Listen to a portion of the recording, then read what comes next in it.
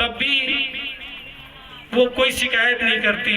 लेकिन रात्रिकालीन समय, रात को उनके जो बच्चे हैं वो भूख से तड़प रहे हैं, बिलख रहे हैं, और यहाँ पर बच्चे कहते हैं कि मैया खाने को कुछ, बहुत ज़्यादा भूख लग रही है मैया।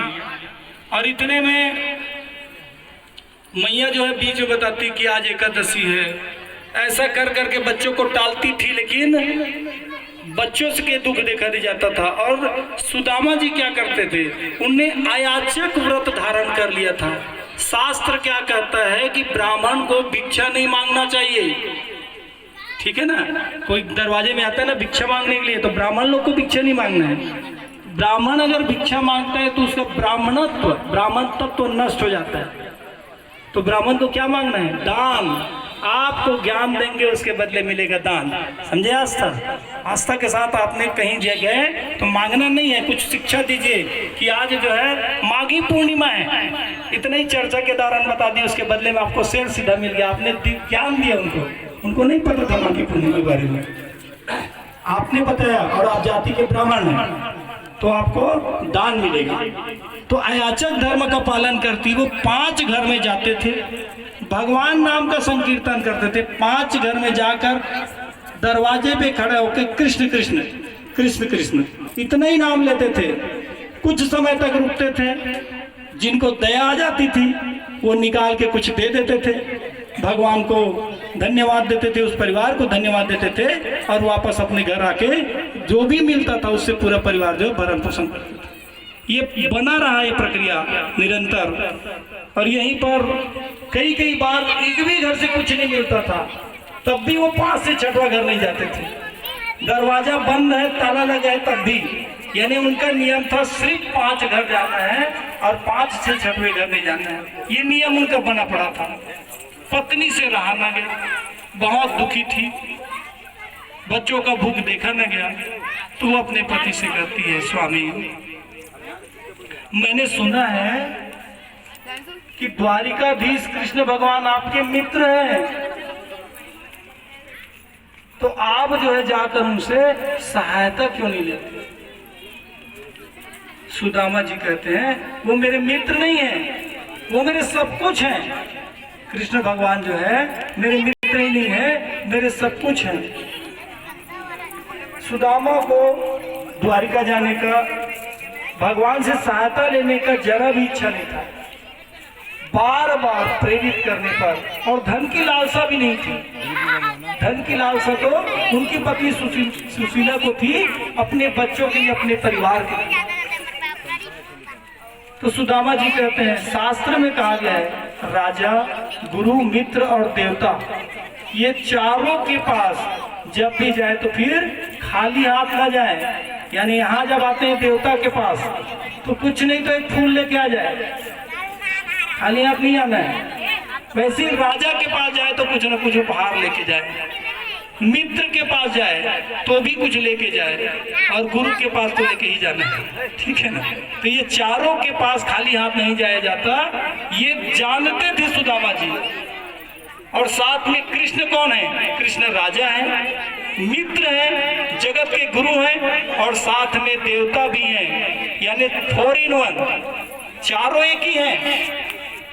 एक के लिए तो आपको लेके जाना है, चारों एक है तो फिर खाली हाथ कैसे जाए? ये भाव था।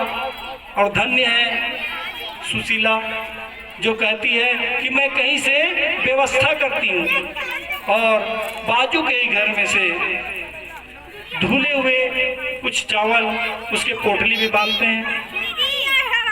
अब सुदामा जो है ना चाहते, उनको पता भी नहीं है किधर है द्वारिका, मित्र मिलन के लिए अब निकल रहे हैं, अपने परिवार के लिए, अपने बच्चों की भूख मिटाने के लिए। तो आइए ये सुंदर सा झांकी जिसमें सुदामा जी जो हैं, ये जो जगह है वो अपने आप में द्वारिकापुरी है, हम सब द्वारिका के प्रजा हैं। मित्र मिलन मनाने सुदामा जी जो सुदामा नगरी से आ रहे हैं, हमारे भी जाएंगे।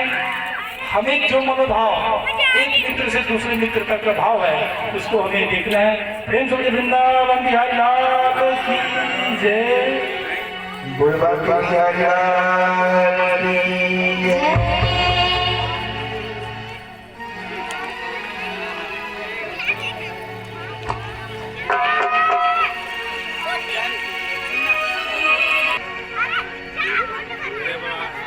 चावल का टुकड़ा